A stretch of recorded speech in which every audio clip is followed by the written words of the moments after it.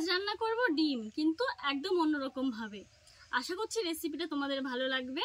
তো চলো রান্নাটা শুরু করি। ডিম নিয়েছি, ডিমগুলোকে ফাটিয়ে নেব।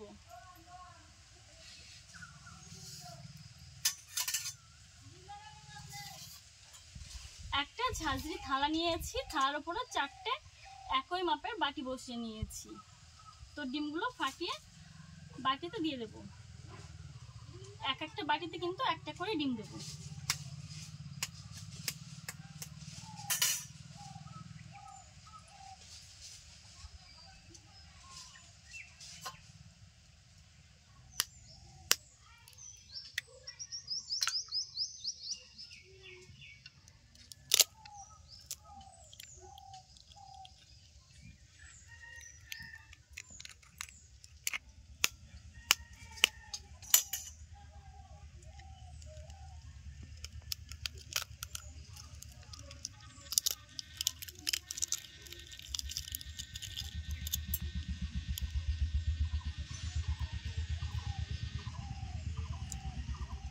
এখন দিয়ে দেব পেঁয়াজ কুচি।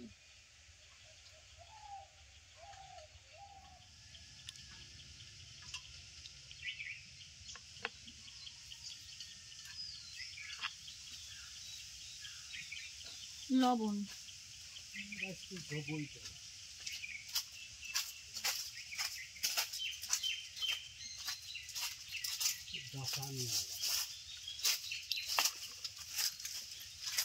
থালাটা কড়াইয়ের উপরে বসিয়ে নেব। কড়াইতে দিয়ে দিয়েছি কিন্তু জল।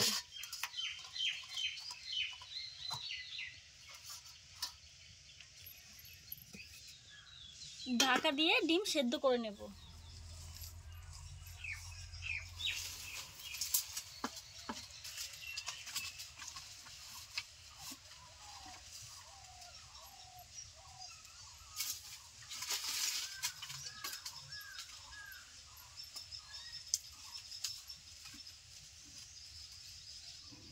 ঢাকা দিয়ে 10 মিনিট জাল করেছি। ঢাকনাটা খুলে নিচ্ছি। দেখো এখনো পুরোপুরি হয়নি, আরো কিছু সময় লাগবে।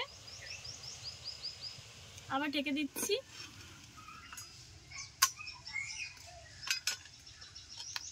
এখন কিছু মশলা বাটবো। এখানে নিয়েছি একটা পেঁয়াজ ছোট করে কেটে নিয়েছি, আদা রয়েছে, রসুন রয়েছে।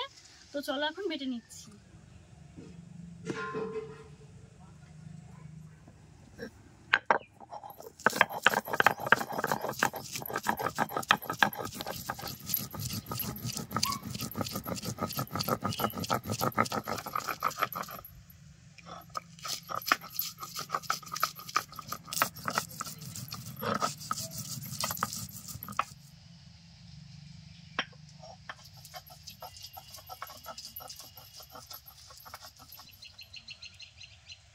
মিহি করে বেটে নিয়েছি।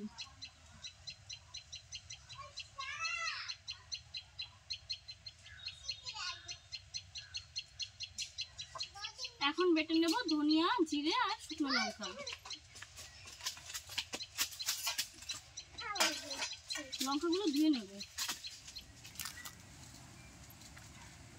জিরে ও ধনিয়া,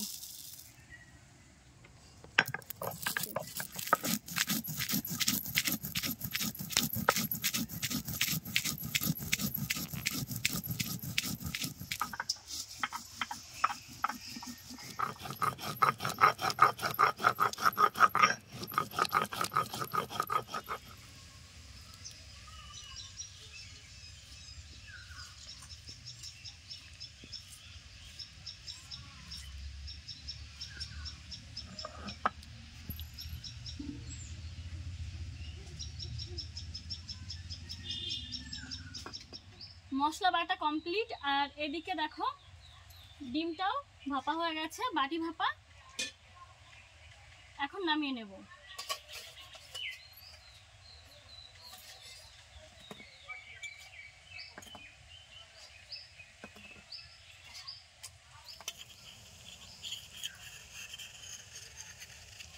আমার বাটিতে তেল লাগিয়ে নেওয়া উচিত ছিল, কিন্তু আমি ভুলে গেছিলাম। তার জন্য তুলে নিতে অসুবিধা হচ্ছে। দেখো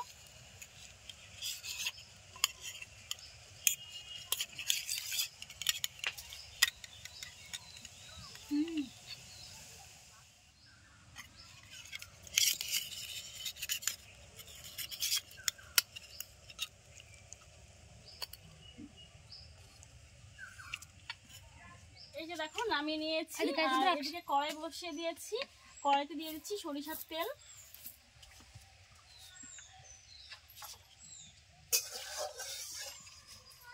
তেল গরম হয়ে গেছে, এখন ভেজে নিচ্ছি।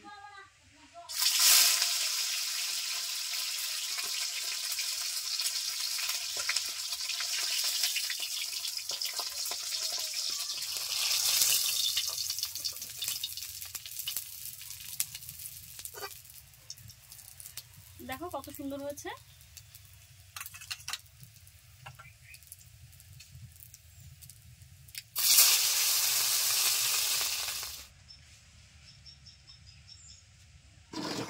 আর একটু তেল দিয়ে দিলাম, ফোড়নে দিলাম একটা শুকনো লঙ্কা, একদম সামান্য পরিমাণে জিরে। এখন দিয়ে দিচ্ছি আদা রসুন ও পেঁয়াজ বাটা।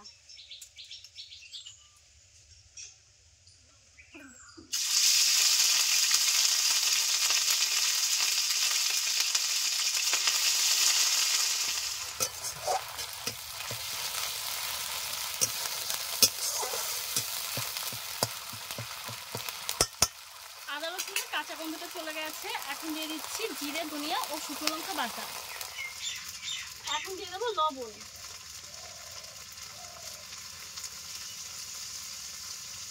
হলুদ গুঁড়ো,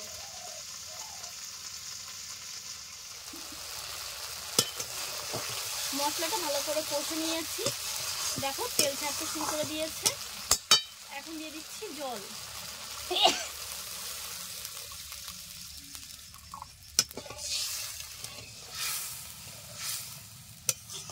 ভালো করে জাল করে ঝোলটা ফুটিয়ে নেব।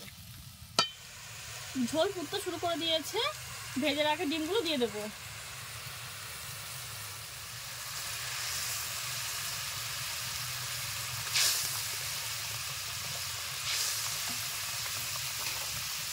ঢাকা দিয়ে রান্না করে নেব। জাল করে নিয়েছি, এখন নামিয়ে নেব।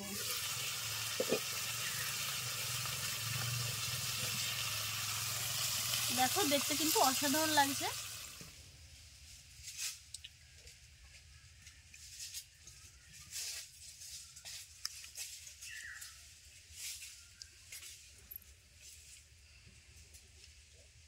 রেসিপি কেমন লাগলো অবশ্যই জানিও। আর যদি ভালো লাগে তাহলে ছোট্ট একটা অনুরোধ, প্লিজ চ্যানেলটিকে সাবস্ক্রাইব করে চ্যানেলের সাথে থেকো। আর এই ধরনের আরও নিত্য নতুন রেসিপি পেতে হলে এই চ্যানেলটিকে সাবস্ক্রাইব করার পর পাশে থাকা বেল বাটনটি ক্লিক করে দিও, তাহলে আমরা ভিডিও আপলোড করার সাথে সাথে আমাদের সব ভিডিওর নোটিফিকেশন তোমাদের ফোনে চলে যাবে। তো চলো আজ এখানেই বিদায় নিচ্ছি, নতুন রেসিপির সঙ্গে আবার আসবো। ধন্যবাদ।